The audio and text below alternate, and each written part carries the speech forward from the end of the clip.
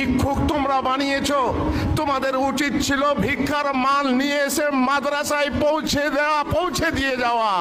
তোমরা পৌঁছে দাওনি বলে আমরা আমাদের লোককে, আমাদের ছেলেদেরকে পাঠাতে বাধ্য হয়েছি তোমার ঘরের দরজায়, যাতে আল্লাহর হক আদায় করে নিয়েছে মাদ্রাসার আল্লাহর দ্বীন প্রতিষ্ঠার জন্য এই জিহাদ কায়েম থাকে। যে আল্লাহ তাআলা আলেম তৈরি না করলেন তার দ্বীন প্রতিষ্ঠা থাকবে না। এই দ্বীন প্রতিষ্ঠার জন্য আমরা বাধ্য হয়েছি।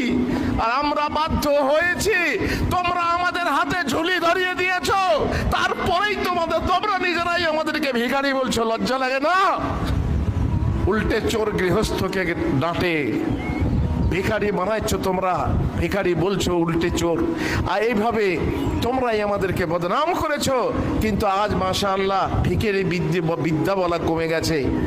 এই ইলম চালিয়ে, এই ইলম পড়ে, এই ইলম শিক্ষা করেও এই ইলমকে রাজ ইলম বানানো যায়। এই ইলম যদি কেউ ঠিক মতো পড়াশোনা করে, আরে দুনিয়া তার পিছনে ছুটতে ছুটতে আসবে। দুনিয়া তো দূর কি বাত। যেখানে আলেমের কদর আছে।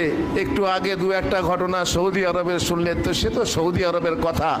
সৌদি আরবের কথা হোক বা না হোক, আল্লাহ তাআলা যাকে ইজ্জত দিতে চাইবেন সে সারা ভারতবর্ষে বা বাংলাদেশ, পাকিস্তান যেখানেই হোক তার কদর উচ্চতরে উন্নীত হবে এবং আকাশে উজ্জ্বল তারকার মতো মানুষের সামনে উজ্জ্বল হয়ে থাকবে। এ ইলম আর ভিখারি ইলম নেই, এ বিদ্যা আর ভিখারি বিদ্যা নেই। সুতরাং খবরদার, এই বিদ্যাকে, এই বিদ্যার্থীকে, এই বিদ্বানদেরকে খবরদার ছোট করার চেষ্টা করো না। এদেরকে অবজ্ঞা অবহেলা করো না।